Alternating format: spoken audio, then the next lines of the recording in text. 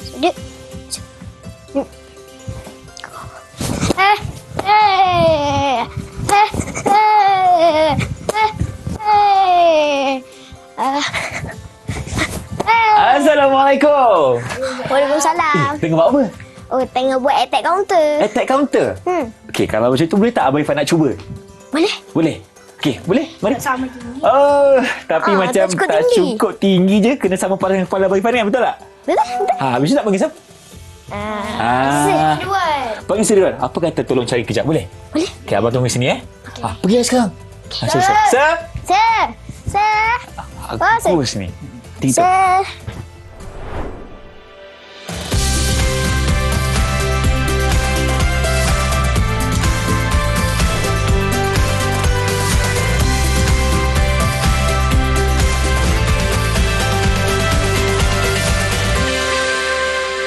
Hai semua, Assalamualaikum, salam sejahtera. Anda bersama saya Irfan Syahmi di saluran Direct TV KPM untuk slot Badan Beruniform. Hari ini kita akan sama-sama belajar tentang taekwondo dan kita bawakan seorang guru yang cukup luas pengalamannya, tak lain tak bukan. Kita persilakan Cikgu Ridwan. Assalamualaikum Cikgu, apa khabar? Waalaikumsalam warahmatullahi wabarakatuh. Sihat, Alhamdulillah. Cikgu, satu soalan lah sebelum kita mula. Apa dia tu Irfan? Cikgu lupa ke hari ni kita kan ada aktiviti taekwondo. Kenapa pakai macam nak pergi sekolah ni? Kenapa pakai macam lagi sekolah Kena ingat sebab hari ni kita nak bercerita tentang pertandingan. Jadi pengadil pertandingan taekwondo dia tak pakai uniform macam Irfan ni. Okey, ini uniform untuk pengadil. Ini uniform untuk pengadil. Bukan di cikgu Malaysia. sekolah lah. Bukan cikgu sekolah. Baik, kita akan sama-sama bercerita, berkongsi tentang bagaimana pertandingan taekwondo itu berlangsung bersama dengan Cikgu Ridwan hari ini. Jadi cikgu pun dah pakai baju pengadil, dah segak pakai baju kuning, tai biru kan. Irfan pula pakai pula baju seperti peserta. Jadi apa yang kita nak kongsikan sebenarnya? Baik, kita nak kongsikan hari ini tentang dalam sukan taekwondo, kita ada pertandingan yang memang dipertandingkan sampai ke peringkat Olimpik, iaitu acara kyorugi ataupun tempur. Baik. Okay. Jadi dalam pertandingan ni dah nama bertempur kan. Ada dua orang yang berlawan, mestilah ada pengadil dekat tengah dia. Yang baju kuning lah pengadil dia. Yang pakai baju kuning lah pengadil dia untuk dekat Malaysia. Tapi kalau di peringkat antarabangsa, Irfan ni, dia akan pakai baju putih. Baju putih? Dia akan baju putih, seluar putih, kasut dia putih semua sekali. Dan pakai blazer warna ada biru. Blazer. Baik. Mungkin sebab yelah jalur gemilang kita ada warna kuning kot. Sebab tu warna kuning. Mungkin kita tanya cikgu lepas ni.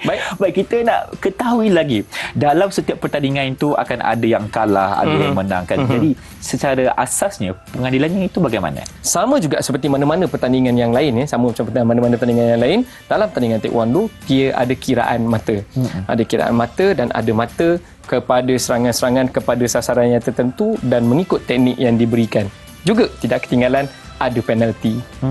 Mesti ada penalti. Setiap kesalahan yang dibuat akan diberi penalti, dan penalti ini dalam sukan taekwondo akan bagi kelebihan kepada pihak lawan. Yang mana kalau seorang kena penalti, markah akan ditambah kepada pihak lawan. Okey, itu secara asasnya. Ya. Okey, cikgu boleh kongsikan juga dari segi kyorugi ni cikgu. Asalnya datang dari mana? Sejarahnya pula? Baik, kalau kita tengok kali pertama, kejohanan taekwondo dunia kali pertama pada tahun 1973, dan ketika itulah WT ditubuhkan. Ada mesyuarat oleh 22 buah negara ketika itu, termasuk Malaysia yang merupakan negara awal yang menyertai WT ketika itu.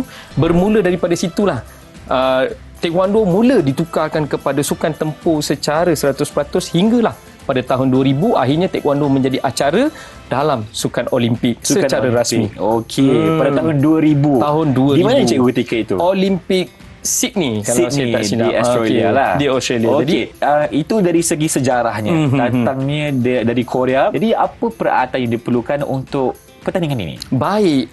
Untuk peralatan ni, kalau kita tunjuk macam tu je tak seronok Irfan. Kita perlu ada penempurnya atau kita ada fighternya dekat sini. Apa kita jemput murid kita untuk kita peragakan. Murid kita? Mana dia? Ya, dah sampai. Kita ada Rusdan dan juga Amran. Buat apa berat belakang kau? Baik sekolah ke cikgu? Ya. Ini biasanya adalah set lengkap kepada pelatih-pelatih yang dah biasa dengan pertandingan. Jadi segala peralatan dia kita letakkan dalam beg khas yang digunakan untuk senang dia nak bawa lah. Jadi rasanya lebih elok kita perkenalan dengan peralatan dia sebab perkara yang pertama, perlu murid-murid dekat rumah faham dalam sukan taekwondo ni pertandingannya adalah full contact sport. Maksud dia, serangan dikenakan daripada kepala sampailah ke pinggang. Yang tak boleh pukul kaki. Okey. Jadi kita perkenalkan peralatan dia. Okey, mungkin Amran boleh buka beg dan duduk kat tepi. Buka beg sebelah dulu. sini. Okey. Alright. Kita godek-godek sikit apa dalam tu. Biar dia keluarkan peralatan dia dekat situ. Punya harta karun dia. Okey. Jadi apabila dia merupakan sukan yang merupakan full contact dan dia adalah sukan, perkara pertama adalah keselamatan. Okey, baik, keselamatan. Mari kita tengok peralatan yang pertama. Ini yang paling common ya adalah shin guard. Mungkin Ifan boleh ulurkan dekat sana. Ini yang cikgu? pendek. Yang pendek dulu. Jadi ini adalah shin guard. Jadi Amran boleh keluarkan peralatan kamu. Okey, baik. Biasanya kita gunakan ni sebagai shin guard ataupun pengadang lengan ya. Pengadang lengan. So ini adalah pengadang lengan. Memang dipakaikan di bahagian lengan Amran. Ruslan angkat tangan. Okey, jadi kita akan pakaikan di bahagian lengan dia. Okey, jadi dia akan pakai penuh dekat sini. Okey. Jadi dia akan gunakan untuk sebagai perlindungan kepada tangan dia lah. Keselamatan adalah perkara yang paling utama. Betul, Itu cikgu. adalah syarat yang dikenakan oleh International Olympic Committee untuk taekwondo dibariskan sebagai salah satu sukan yang dipertandingkan dalam Olimpik. Kalau keselamatan tidak dititik beratkan, maka tak boleh. Dia tidak diklasifikasikan sebagai sukan. Okey, angkat tangan Ruslan. Okey, jadi dia akan pakai macam ni. Jadi kalau dia guarding block, cuba guarding block. Guarding block Dudukkan sikit. tangan dia. Dapat lagi kemas. Dan dalam pertandingan dia tak boleh show dia punya guard. Kena tutup ni. Kena tutup. Malu tutup. Dia kena sampai ujung. Okey. Dan dia tak nampak. Dia kena sembunyikan. Mestilah kerana itu adalah disiplin, perlu sentiasa berpakaian kemas, nampak kemas. Itu sebab pengadil dia pakai baju macam ni. Dengan tie semua. Patut kacang macam cikgu. Semua kena kemas. Disiplin kena jaga. Betul. Itu adalah sebahagian daripada attitude, dia panggil attitude ni. Baik, peralatan yang kedua, kita pergi kepada shin guard ataupun pengadang untuk kaki. Yang panjang ni cikgu. Yang panjang. Biasanya dia akan panjang sikit. Okey, jadi yang ni digunakan untuk kaki. Ini saiz dia comel sikit lah. Sebab kita punya penempuh cilik kat sini kecil. Jadi kalau kita guna yang besar, untuk orang besar lah. Okey, jadi oleh sebab kita ada penempuh cilik, kita gunakan saiz dia lebih kecil dan dia akan pakai di kaki. Baik. Mari kita cuba pakaikan di kaki. Okey, duduk. Push that. Tegakkan kaki untuk dia pakai. Kita duduk sikit. Jadi dia akan pakai di kaki. Di bahagian sini cikgu. Dia tak perlu ke atas sangat. Tak sampai ke atas kerana kalau terlalu atas dia akan sampai ke lutut. Nanti akan mengganggu pergerakan. Betul. Dan pergerakan yang tidak lancar mengundang bahaya. Mengundang bahaya. Jadi tutup juga. Mesti tutup. Kalau dalam pertandingan, kalau ni tak kemas masuk atas gelanggang, biasanya pengadil akan minta dia keluar daripada gelanggang, kemaskan diri, dan kalau proses yang diambil untuk betulkan peralatan tu terlalu lama, mungkin dia akan dikenakan amaran kerana mengganggu proses perlawanan. Jangan sampai macam tu.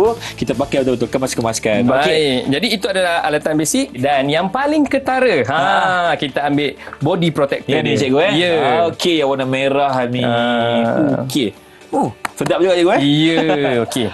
Jadi dalam pertandingan ini adalah bahagian yang paling penting dan ini melambangkan bahagian pertandingan, iaitu satu player, satu pemain akan pakai warna biru dan player yang seorang lagi akan pakai warna merah. Jadi hari ini kita akan pakaikan dekat Rusdan warna biru. Mungkin Ifan boleh tolong Amran untuk pakai warna merah. Okey. Jadi ini adalah bahagian yang paling penting kerana ini merupakan sasaran kepada serangan.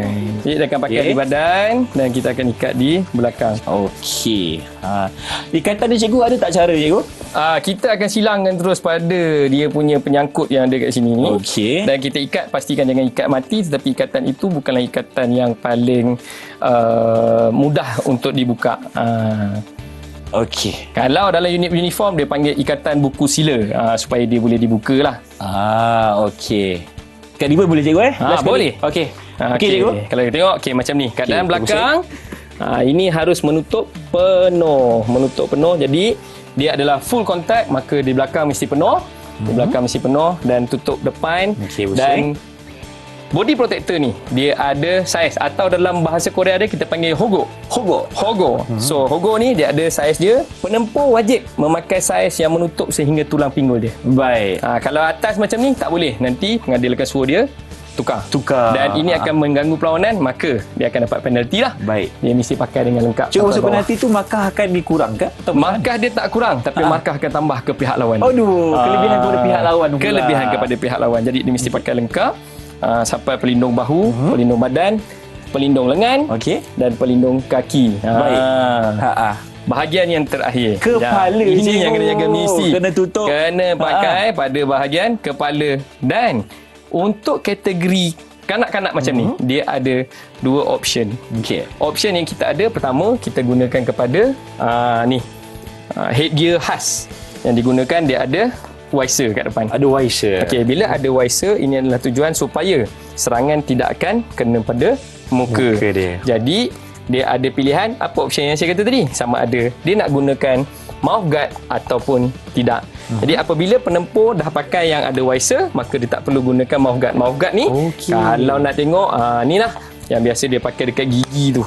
Dia optional cikgu kalau tak pakai headguard baru pakai yang ni. Betul, dia optional sebab biasanya untuk kategori kadet 9 tahun ke bawah, super kadet ni. 9-11 tu sebenarnya dah super kadet dah. Okey, dia akan untuk kategori junior. Dia tidak akan dipanggil amatur, dia tidak dibenarkan untuk tenang kepala. Okay. Walau bagaimanapun apabila latihan dia tadi mungkin tersasar. Itu sebab dia akan pakai ni dan kita galakkan dia pakai mouthguard supaya kalau kena tidak memberikan kecederaan yang serius. Yelah, sebab kalau hentaman datang tu kuat tu cikgu. Ya, jadi kalau dah pakai ni, tak pakai yang ada visor pun tak apa. Tapi kalau dah pakai yang ada visor, tak pakai yang ini pun tak apa. Okey, kita pakaikan cikgu. Kita pakaikan kepada Rushdan. Okey, tengok sini kita pakai dia. pakai penuh. Masukkan. Kita pakai penuh. Okey. Okey, dah tu tentu seksa. Ya. Dia akan masuk daripada atas. Okey. Okey. Kita ketatkan. Okay, jadi ini akan jadi upa paras lah. Jadi kedua-dua penempur akan berada dalam keadaan macam ni. So, visor akan jadi dia punya pelindung dan ada pelindung penuh satu badan. Okey, tak apa. Nanti kita akan betulkan. Jadi kita akan berhenti berehat seketika. Teruskan bersama kami dalam Didik TV KPM. Jangan ke mana-mana. Didik TV KPM. Kembali menyaksikan Badan Uniform Didik TV KPM bersama saya Irfan Syahmi dan juga Cikgu GTR. Bersama dengan dua konconya di sini. Kita ada Rushdan dan juga Amran. Benda satu ni lebih kurang sama sekarang ni. Sama. Lebih kurang sama je. Sebab mereka bersedia nak bertempur. Betul? Cikgu. Okey. Kita sedang bercakap tentang pertandingan Kyorugi. Jadi kan sebagai cikgunya kan, mungkin cikgu boleh kongsikan antara prosedur yang perlu kita tahu tentang pertandingan ini. Sebenarnya inilah bahagian yang paling menarik. Inilah bahagian yang paling menarik dalam sukan taekwondo ni tadi. Walaupun dia duduk dalam unit uniform, tapi dalam tandingannya dia dalam kategori sukan sebab dia dipertandingkan hingga ke Tamasya Sukan Dunia iaitu Olimpik. Jadi kita akan pergi kepada prosedur pertandingannya dulu. Okey, biasanya dia akan menghadap kepada satu bahagian. So pengadil akan duduk menghadap kepada bahagian yang tertentu dan di dalam spesifikasi gelanggangnya. Okey, dia ada dua bentuk gelanggang. Satu gelanggang berbentuk heksagon. Okey, heksagon. Kemudian ada satu lagi gelanggang yang berbentuk empat segi. Empat segi dan biasanya saiz dia antara 8 kali 8 meter. Jadi kalau gelanggang heksagon yang digunakan, maka penempur akan berada di sebelah kanan dan sebelah kiri gelanggang. Okey. Di penjuru tu cikgu Dia tak duduk penjuru, memang dia duduk di side dia. Okey, di side sebelah kanan dan sebelah kiri. Okey. Kalau gelanggang yang digunakan adalah gelanggang empat segi, maka dia akan duduk di sebelah penjuru kanan dan sebelah penjuru kiri. Maksudnya kalau pengadil duduk kat tengah gelanggang macam ni, pengadil duduk kat tengah gelanggang macam ni, so pemain akan berada di sebelah kanan belakang dan pemain berada di sebelah kanan sebelah kiri belakang. Okey. Jadi dia akan panggil. Okey, yang biru ni dalam istilah dia, dalam terminologi dia dipanggil ciung. Ciung. Ciung. Dia ada E tu, CHEUNG. Ciung. Dan merah kita panggil Hong. Okey. Kemudian jadi pengadil akan panggil. Ciung. Hong. Baru pemain akan datang. Dapat sikit. Akan datang. Okey, dia akan datang daripada tempat duduk dia tadi kiri kanan tu dia akan datang lah. Datang. Okey. Okey. Dan biasanya kalau macam ni kita ada junior lah. Kalau senior biasa dia akan tunjuk dulu. Okey, ni maksud dia tunjuk apa? Dia punya mouth guard tadi mesti kena pakai. So dia akan tunjuk, ingatkan. Okey, kalau dia kata dah pakai. Okey, memang tunjuk. Okey, pakai. Okey, kemudian baru berkata, okey. Cariut. Okey, maksudnya cariut dia tegak. Okey. Okey. Bersedia Okey, kemudian baru kata, "Cung ni." Okey, duduk. Dan kalau dia dah pakai lah. Untuk junior biasanya dia dah pakai. Kalau di peringkat antarabangsa, dia akan elektronik, dia akan test dulu. Sebab elektronik itu maka dia akan pegang, pemain akan datang pegang headgear dia dekat tepi. Okey, dia akan bawa dulu, tak dia pakai akan lagi. Bawa. Okey, kemudian merugi cariut. Chongye. Kemudian baru dia akan test, dia akan bagi sebelah. Maksud dia yang biru akan tendang di chest protector dan dia akan tendang di headgear. Kemudian sensor kat depan akan detect lah adakah sensor berfungsi. Begitu juga sebaliknya. Tapi kalau ini kita guna ni, nama dia manual lah. Ni manual, ni bukan elektronik. So kita terus je lah. Jadi kan chariot tadi dah Chongye. Kemudian baru dia akan pergi. Dia akan pergi Jumbi, baru dia akan bersedia. Okey, dia akan bounce dia akan bersedia, dia akan masing-masing cara masing-masing lah. Okey. Dia jangan buat yang pelik-pelik semua, jangan. Terbang burung tu tak ada. Dia akan bersedia. Kemudian dia akan panggil tarik tangan di belakang. Si Jak. Dia masuk dah. Sabar. Belum lagi. Okey. Jadi maka prosedur akan bermula. So dia akan lawan. Dia akan lawan. Kemudian habis pusingan, dia pun akan panggil Kuman. Kuman maksudnya henti. Kuman ni kot? Kuman. K-E-U. K-E-U-M-A-N. Kuman. Kuman. Kuman. Dia akan panggil. Okey. Dia akan pisahkan balik. Okey. Pergi balik lah. Balik semula ke corner masing-masing lah. Cikgu, berapa minit cikgu satu sesi ataupun satu biasanya secara umum dia akan main 2 minit. 2 minit 2 pusingan dan bentuk pertandingan ni dia ada berbagai.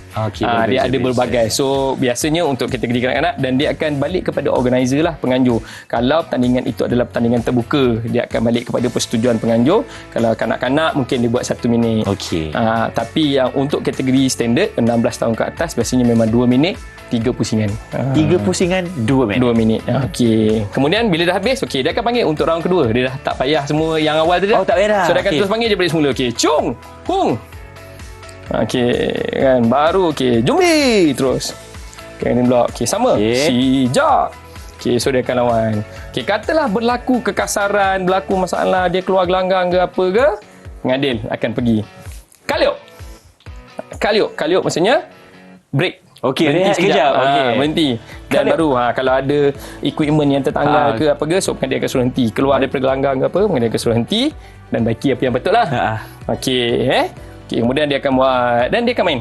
Sambung balik. Sambung balik main. Masa tu akan berjalan cikgu Masa akan berjalan.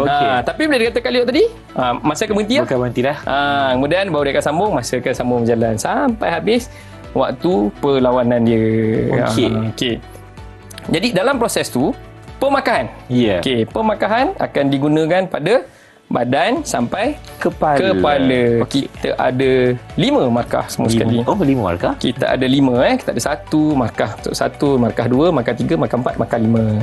Dan teknik yang digunakan haruslah teknik yang dibenarkan. Dia tak boleh nak guna teknik yang tak dibenarkan. Contohnya seperti tumbuk di kepala. Tak boleh. Dan dalam proses pertandingan berjalan biasanya akan ada penalti yang akan dikenakan.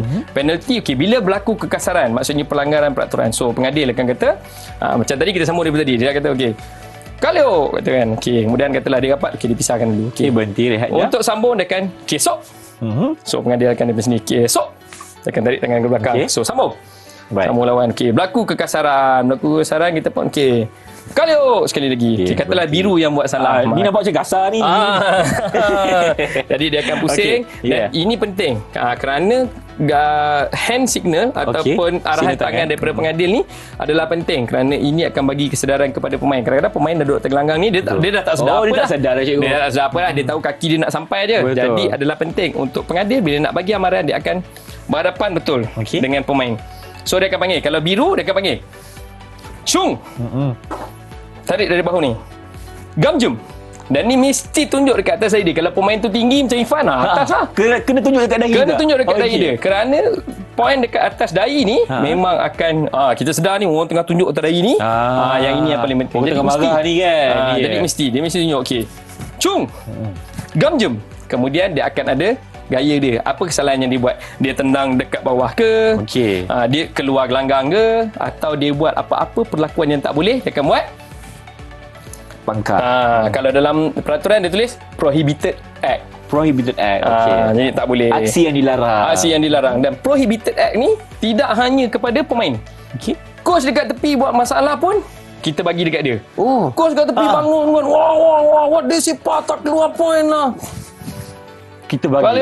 Kalau coach dia yang buat, kalau tadi Chung biru kita sebut Chung kan. Sekarang kita buat dekat merah pula, kita bagi dia Hong. Kita panggil dia ni. Mesti atas muka dia. Panggil dia depan. Hong. Gamjum. Tadi kita kata coach dia bising-bising kan? Betul. Okey. Tu bagi. Kemudian baru kita sambung. Okey. Esok. Jadi Cikgu, bila cikgu dah bagi macam ni tu, maksudnya markah ditolak ataupun markah diberi kepada pihak lawan? bagi yang kena ni, dia tak akan ditolak. Tapi sebelah sana akan dapat satu mata. Okey, untunglah awak dapat markah lebih. Itu sebab di bawah Prohibited Act tu kita tengok macam-macam perkara. Yeah. Contohnya, keluar daripada gelanggang, dia akan kena penalti. Tapi kita akan tengok adakah dia keluar gelanggang kerana perlakuan dia sendiri. Dia sendiri lagi-lagi ngelak-ngelak keluar gelanggang. Atau pihak lawan yang tolak dia. Biasa dia asap dia. Asap boleh jadi dua. Sama ada memang dia attack sampai keluar. Kalau sengaja cikgu. Ni sengaja dah nampak sampai kat boundary. Tolak macam tu. Maka kita nampak dia yang tolak. Baik. So kita akan bagi penalti pada dia lah. Markah tambah dekat dia. Tambah dekat dia. Okey. Okey. Jadi penting. Kemudian bila sampai kepada akhirnya boleh akan habis. Come on. Okey. Mula kita panggil semula. Chung Hu. Kita akan tamatkan perlawanan tadi. Okey. Biru merah. Carut. Chong Okey. Kemudian baru kita sebut siapa yang menang. Kalau biru yang menang, kita akan sebut Chung Song. Okey. Kalau merah yang menang, Hong Song. Hong Song. Song. Song. S-E-U-N-G. Song. Okey. So maksudnya menang je. Menang. Okey. Biru menang, merah menang. Baik. Jadi kena panggil. Okay. Kemudian itu tu yang tadi dia dah bergaduh-gaduh sampai sepak-sepak tadi semua kan. Dah selesai. Misi datang cari Chong respect damai balik lah kan. Nampaknya pemain kita dah memang tahu ada cara-cara profesional untuk main, bukan sahaja di dalam gelanggang tapi di luar juga. Betul. Kena jaga semua etika itu. Tepat, kan Irfan. cikgu? Okey, nampak macam ganas sebenarnya, tapi setiap perlakuan tu akan ada dia punya orang kata apa, akibat dia. Betul. Kalau kita buat salah, kita akan dapat penalti dan markah akan diberi kepada pihak lawan. Jadi kita Tepat, jaga Irfan. betul-betul. Okey, sekarang ni kita nak berhenti berehat seketika. Teruskan bersama kami dalam Didik TV KPM. Jangan ke mana-mana. Come on. Didik TV KPM. Didik TV KPM. Bersama kami dalam badan beruniform Didik TV KPM untuk sukan taekwondo. Okey, kita bersama dengan dua orang murid kita, iaitu Rusdan dan juga Amran, bersama dengan gurunya, tak lain tak bukan Sir Ridwan. Okey, sekarang kita masih memahami tentang pertandingan Kyo Rugi, cikgu. Ya, betul. Kita nak tahu juga dari segi permakahannya bagaimana, cikgu? Permakahannya ya, macam kalau mana, kita sepak dekat kepala, berapa matanya? Betul. Kalau dekat badan, berapa yang kita Betul. dapat? Jadi silakan, cikgu. Betul. Baik. Jadi macam yang kita beritahu tadi, dalam pertandingan dia akan ada pemakahan. Dan pemakahan untuk sukan dia panggil full contact. Full contact. Okay, full contact, kontak penuh daripada pinggang sampai ke kepala, semuanya merupakan kawasan pemakahan. Jadi dalam taekwondo, okey, kita tahu kita ada tumbuk, kita ada tendang, dan kita ada tendang dekat badan, kita ada tendang dekat kepala. Perkara yang pertama, tumbukan yang memberikan satu markah. Jadi boleh tumbuk pada badan saja. Dalam sukan taekwondo tak boleh tumbuk dekat kepala. Oh, tak boleh dekat kepala. Tak boleh tumbuk dekat kepala. Okey. Cuma dia boleh tumbuk dekat badan. Okey. Jadi bila dia tumbuk dekat badan dan penumbuk ni haruslah tangan yang lurus. Dia ada syarat dia. Bukan sekadar tumbuk macam tu je boleh dapat markah. Tak. Kalau tak nanti macam Niha 30 dia tumbuk 30 markah 30 nanti. markah tak boleh. Jadi Tangan dia kena mesti lurus. tangan lurus dan menunjukkan power. Okey. Contoh. Ada impact, cikgu, Ya, contoh. Okey, mai Ruslan dengan Amran. Okey, sila. cari. Okey, jumbi. Okey. Okey, jadi tengok daripada sini. Jadi tumbukan, bukan tu suruh tumbuk, takkan dia nak biar kan. Okey, kita ambil contoh. Okey, Amran akan tendang, terlingkit guna kaki kanan dan Rusdan akan counter guna penumbuk tangan kanan. So tangan kiri tangkis tendangan dia, tumbuk dengan tangan kanan. Okey, ready? Boleh? Amran? Okey, ready. Jak, go. Pop. Jadi dia akan bagi lurus. Jadi tumbukan yang lurus ni akan bagi satu markah. Okey. Itu paling asas lah. Okey, terima kasih. Okey. Jadi itu untuk satu markah. Baik. Okey. Jadi tumbuk dia boleh pergi mana-mana area badan ni tadi akan bagi satu markah. Dua markah. Kat mana pula? Okey, dua markah akan pergi kepada serangan terus daripada kaki ke mana-mana bahagian badan. Dan mana-mana bahagian ni maksudnya bukan depannya. Sampai ni tepi belakang ni semua ni adalah kawasan pemarkahan. Dua markah kalau guna kaki. Guna kaki. Jadi tangan tadi tumbuk dekat badan Satu dapat markah. satu markah. Kalau kaki dia direct dekat badan dapat dua markah. Baik. So tendangan terus ni maksud dia tendangan yang menggunakan bahagian hadapan kaki atau mana-mana bahagian kaki daripada buku lali ke bawah. Okey. akan bagi dia 2 markah. Kena lurus juga cikgu? Mesti. Mesti lurus. Dan ini yang paling penting, dia harus mempamerkan impak yang tertentu. Perlu ada kekuatan lah, kena pom bunyi baru dapat markah. Okey, kita tunjuk contoh. Okey, Garden Block. Garden Block Jumbi. Okey, contoh tendangan Baik kalau tengok dari sini. Okey, cuba siapa nak tenang? Kita bagi Amran pula tenang. Tadi Okey. dah Rusdan tumbuk. Betul. Okey, kita bagi Amran pula tenang. Okey, contoh dia pun tendang. Okey, Rusdan bergerak ke depan dan Amran tenang di kaki kanan. Terus atas body protector. Okey, ready. Go. Boom. Bagi okey. tendang. Okey, jadi yang markah tu dikira bila macam ni. Mana kaki Amran? Okey, bila kaki ni, dia tendang direct masuk macam ni. Okey, Okey. bila dia kena ni, yang ini akan dikira sebagai 2 markah. 2 markah. Itu kalau dalam keadaan yang biasa. Kalau penggunaan electronic scoring system. Jadi dalam electronic scoring system, dia ada sensor. Main kaki Ruslan. Jadi sensor akan ada di bahagian atas. Okey. Di bahagian atas ni akan ada sensor, di bahagian tumit dan di bahagian tapak kaki. Oh, akan ada sensor cikgu? Akan ada sensor. Okey. Jadi bila sensor bertemu dengan body protector, impact dia cukup, point akan keluar. Jadi dia ada satu cara lagi. Boleh dapat markah. Okey, Amran tapak kaki kanan. Tapak kaki kanan. Tapak kaki sila. kanan. Okey, ni dia panggil cut. Biasanya dia akan tarik dan dia tendang. Pam. Okey. Juga kalau impactnya cukup akan bagi 2 markah. Itu sebab di peringkat antarabangsa digunakan elektronik. Jadi elektronik ni dia membetulkan apa yang kita panggil sebagai human error. Ya, betul. Kalau katalah macam saya pengadil, saya Okey. adalah judges corner yang akan tekan bagi markah. Tengok 1 ke 2 ke saya akan tekan untuk bagi markah. Kadang-kadang kita terkeliru dengan bunyi. Bila pemain tendang, bunyi pom kuat. Rupa-rupanya dia kena dekat atas guard tangan dia. Oh, Bunyi. okey. Tapi kita tak nampak sebab kita duduk dekat sini dan dia tendang belah sana. Kita sangka kena. Kita dengar bunyi. Kita dengar, bunyi tu macam kena. Kita pun tekan. Pam. Rupa-rupanya bukan markah. Betul cakap, alamak tak adil lah, bukanlah tak kena lah. Jadi isu. Itu sebab dia ada 3 corner judges yang akan bagi. Jadi mungkin seorang belah sini nampak kena tekan, tapi yang 2 dekat sana kata tak kena dan dia tak tekan. Bila dia tak tekan, markah tak keluar lah. Oh cikgu, jadi untuk 3 judges tu, 3 juri tu, memang 3-3 kena tekan sekali. Kena tekan. 2 daripada 3 tekan, baru markah akan register. Oh, okey. Faham. Jadi itu sebab dia gunakan electronic scoring system. Bila sensor betul-betul jumpa sensor dan point akan register. Kalau tak kena, impact tak cukup, Tak dapat. tak boleh. Okey. 2 markah. Okey. Itu 2 markah. Kemudian kita ada 3 markah. Kat mana pula cikgu tengok markah Okey, ni? 3 markah ni apabila direct kick. Okey, masih lagi guna depan, mana-mana bahagian kaki sampai ke kepala. Okey, contoh dia pun tendang. Okey. Jangan impact tendang kawan ni. Okey. Baik. Okey, angkat kaki sini. Kaki kiri. Okey, so dia tendang, dia pun tendang. Pom. Naik, kena dekat sini. Pom, naik. Maka Chong akan dapat 3 markah. 3 markah. Okey. So mana-mana bahagian lah. Dia tendang dekat belakang ke, dekat depan ke, dekat sini ke, selagi kaki dia menyentuh kepala, dia akan dapat 3 markah. Cikgu, sekiranya dia tertendang di bahagian sini cikgu, di bahagian bahu ni. Ada tak markah? Sebenarnya dekat atas ni adalah grey area yang dia tak ada markah, tapi tak salah kalau kena. Oh, okey.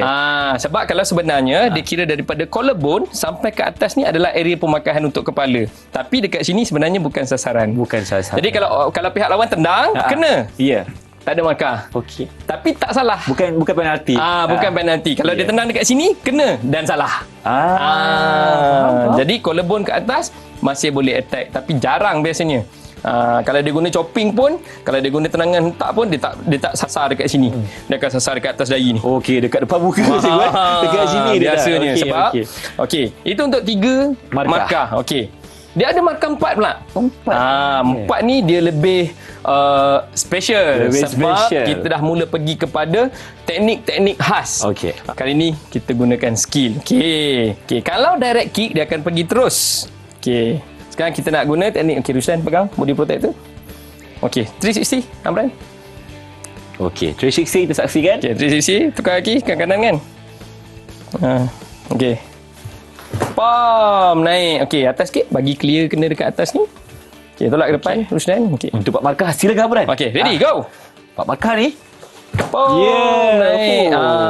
Jadi ini dikategorikan kalau dia tulis kat dalam buku tu turning. Turning. Dia mesti berpusing. So sama ada di depan ataupun di belakang. Tu tadi turning kick depan. Kalau dia gunakan teknik yang lain, dia masih ada back thrust. Yeah. So back thrust masih lagi berpusing. Okey, cuba back thrust Amran. Go. Nampak baru ada impak ni cikgu. Baru ada impak, betul. Okey, jadi ini tadi dikategorikan sebagai turning kick. So dia berpusing, turning. Depan ke belakang ke? So depan ke Turning belakang juga. ke, dan dia kena bagi impact yang cukup dan kena tepat. Dia akan bagi markah 4 di badan.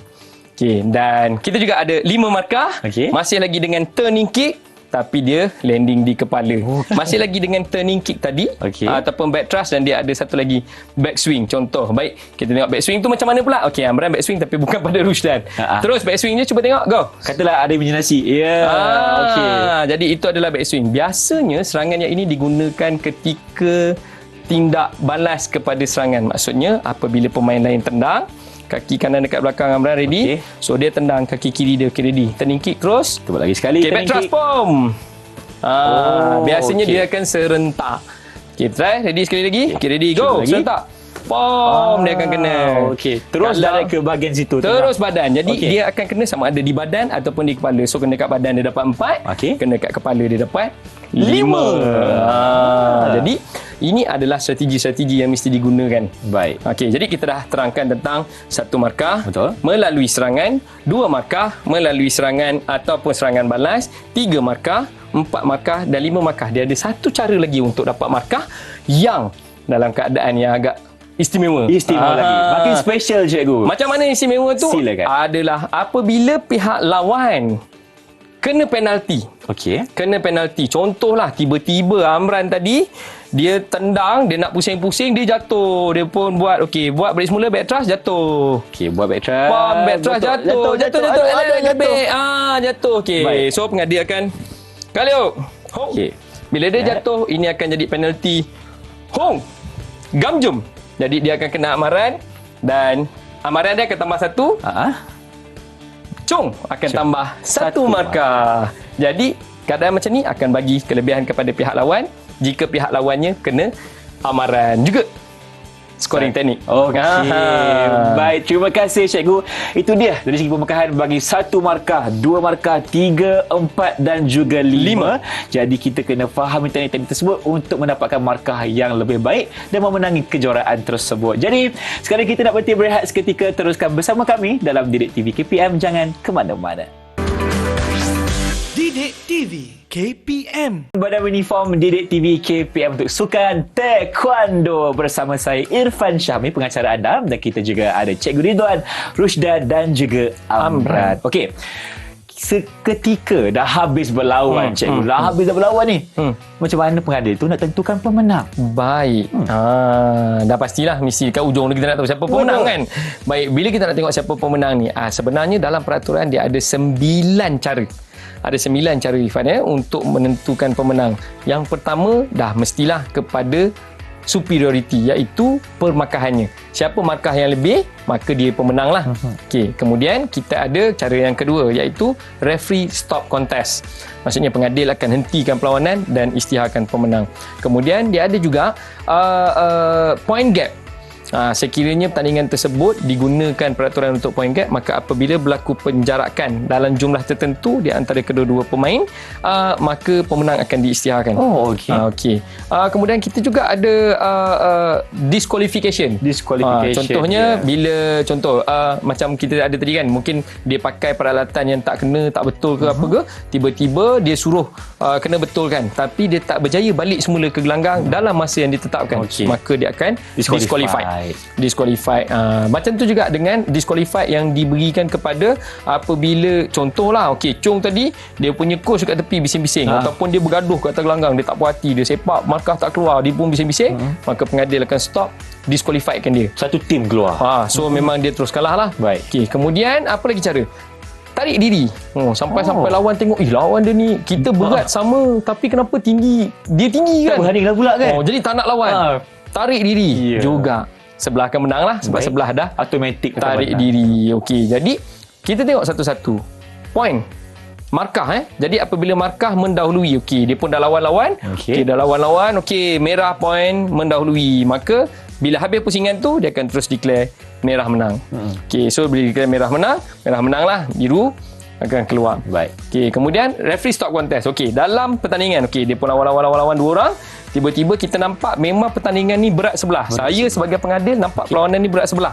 Yang sebelah ni memang agresif, memang sangat bagus lawan. Yang sebelah ni berundur je, tak ada tepis, tak nak serang, tak berani apa. nak tempur pun. Jadi untuk memastikan keselamatan pemain ni supaya dia tak kena belasah dengan yang sebelah ni sehingga mengakibatkan kecederaan, maka pengadil tengah berhak untuk hentikan perlawanan dan isytiharkan belah yang agresif ni menang. Terus menang. Kita terus bagi dia menang. Sebab dia tak berani nak ke depan. Sebab yang ini dah tak, macam bahasa mudah dia tak melawan lah. Tak melawan Bila lah, dia tak melawan, maksudnya bukan lawan dia, kita tak nak kecederaan berlaku. Betul. Kita isytiharkan dia menang. Pengadil takkan biarkan dia dihentak. Takkan. Kita tak boleh. Sebenarnya tugas utama pengadil dekat tengah ni adalah memastikan keselamatan pemain. Betul. Itu sebab kalau kita tengok, kalau kejohanan yang kecil-kecil, kalau kanak-kanak punya perlawanan, biasanya pengadil ni lebih agresif daripada budak. Tahulah budak-budak kecil memang dia agresif. Pengadil akan lebih agresif. Saya pernah, Irfan, tengah pertandingan ni budak kecil bertanding, kita dah kata Kalio, dia tak berhenti. Kita terpaksa pegang dia, angkat ke tepi, berhenti. Kalau tak, dia tak berhenti. Sampai macam tu sekali, cikgu. Ya, memang. Jadi kita kena jaga. Apatah lagi kalau orang dewasa lagi lah pulaknya. Saya pernah, kita dah kata Kalio, dia tendang lagi. Terpaksa kita tepis kaki dia. Ini memang kewajipan kita sebagai pengadil lah. Jaga keselamatan. Ya. Jadi, kemudian bila point gap. Point gap ni berlaku apabila biasanya bila pertandingan dia gunakan best of two. So dia ada tiga pusingan. So siapa yang mendominasi dua perlawanan akan diisytiharkan pemenang. Jadi dalam perlawanan ini biasanya dia tetapkan point gap pada 12 mata. 12 mata. So dia pun masuk kepada pusingan pertama, dia pun lawan, tiba-tiba biru mendominasi jarak 12-0. 12-0. So dia mendominasi dengan 12 mata. So jarak dia 12-0, maka perlawanan akan terus dihentikan dan biru diisytiharkan sebagai pemenang pusingan tersebut. Baik. Kerana ingat, dalam best of two dia ada 3 pusingan. Setiap pusingan akan menetapkan ada 5 gamjum. 5 penalti dikenakan, limit dia, dan dia punya gap adalah 12. Jadi apabila sebelah habis 5 gamjum dia, maka dia akan diisytiharkan kalah. Dan sebelah menang dan dia akan dapat 1-0. Kemudian baru dia akan masuk round kedua.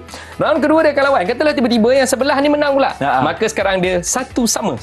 Okey, maka dia akan masuk kepada pusingan yang ketiga. Siapa yang mendominasi di pusingan yang ketiga, maka dia akan menang. Dan salah satu cara untuk mendominasi pusingan ini tadi adalah dengan jarak mata sebanyak 12.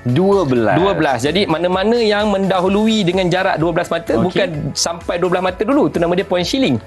Kita guna point gap. Mana-mana yang mendahului dengan jarak 12 mata, dia akan diisytiharkan sebagai pemenang, baik Ho maupun Chong. Siapa yang dapat 12, dia menang. Baik, itu best of two, cikgu. Itu best of two. So dia akan sediakan 3 pusingan. Siapa yang mendominasi 2, dia akan terus isytiharkan dia pemenang.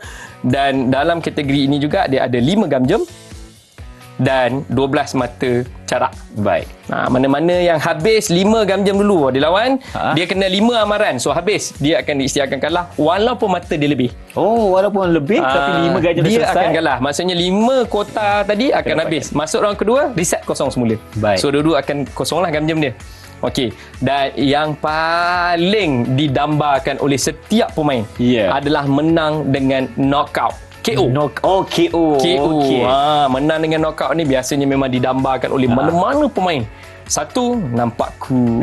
Nampak dia power. Paling kuat lah kat situ. Masuk pom KO. Count. Dia akan count. So pengadil akan count. Katalah kena tendang. Pom. Amran pun jatuh terduduk. Dia pun pening-pening pitam. Duduk Amran, duduk. Pening-pening. Kata, pening. Pening. So pengadil akan count. Dia akan pergi depan muka. Hana. Dol. Set. Net, Dasot, Yosot, Ilgo, Yodol. Ahop tak bangun juga. Yol. Come on. Chong.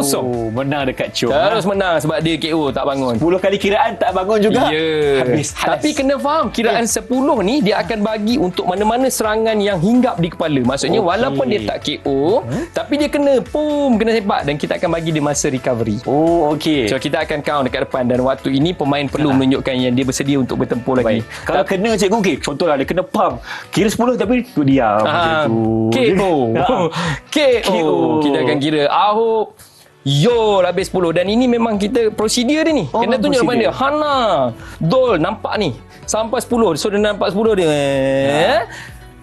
Come on. KO. Sebelah menang. Sebab kalau kita biar, mungkin dia akan cedera lepas tu. Betul. Yang sebelah mesti agresif, nampak sebelah dah teruk kan? Dia bagi ruang dan peluang untuk dia recover, tapi dia tak bangun Dia juga. tak recover. Kita bagi pemenang. Kita mesti selamatkan dia lah. Betul. Selamatkan yang itu dulu. Jadi ini adalah bagaimana keputusan-keputusan yang biasa digunakan dalam menentukan pemenang dalam mana-mana pertandingan taekwondo sehinggalah ke peringkat Olimpik, dan ini adalah peraturan yang bahasa mudah ada standar digunakan di seluruh dunia. Baik, kita ada beberapa sebenarnya, dan yang paling didambakan oleh pemain adalah KO, knockout, cikgu. Knockout. Tapi kalau dalam realiti ya cikgu, senang atau susah sebenarnya untuk dapatkan posisi knockout tu? Sebenarnya kalau untuk competition, suka kerana mereka lengkap dengan protective gear. Okey. Jadi untuk dapatkan impak yang maksimum, biasanya pemain perlu sama ada bernasib baik, dapat ruang yang cukup untuk dia buat knockout, atau dia memang dilatih secukupnya, mempunyai kekuatan serangan yang tinggi. Makanya dengan pelindung badan yang ada, pelindung kepala yang ada, dia masih lagi boleh tak terkesan langsung lah dengan gear semua ni. Memang dia ada satu latihan yang cukup untuk memberikan impak yang sangat bagus. Okey, terima kasih Cikgu Ridwan, dan kita pun dah banyak borak dengan cikgu hari ini. Mungkin cikgu boleh berikan sedikit rumusan ringkas, sila. Baik, rumusan ringkas kepada apa yang kita buat hari ini. Seni bela diri taekwondo atau sebahagiannya adalah sukan tempur taekwondo adalah aktiviti yang sangat baik untuk fizikal, yang mana kita tahu apabila fizikal kita sihat, dan biasanya pemain-pemain dalam sukan taekwondo ni biasanya rupa dia handsome. Kalau yang perempuan rupa dia lawa, dan mereka biasanya pelajar-pelajar yang pandai, kerana yang paling penting apabila mereka bertanding adalah kepantasan dan ketepatan serta masa tindak balas yang baik. Latihan ini menjadi rangsangan psikomotor yang sangat baik kepada pelatih-pelatih seawal usia kanak-kanak sehinggalah mereka remaja, dan ini memberi kesan yang sangat besar kepada pelajaran mereka. Yang kedua, sukan tempur taekwondo tidak mengancam keselamatan, kerana keselamatan adalah perkara yang utama di dalam sukan ini. Jangan takut untuk murid-murid di rumah untuk ceburi sukan ini, kerana ini sangat menyeronokkan. Dan cikgu yakin mesti nak pergi Korea kan? Suka nak pergi Korea kan? Sudah tengok dia saya kan? Tengok rambut belah tepi kan, dia macam orang Korea. Kalau nak pergi sukan taekwondo lah.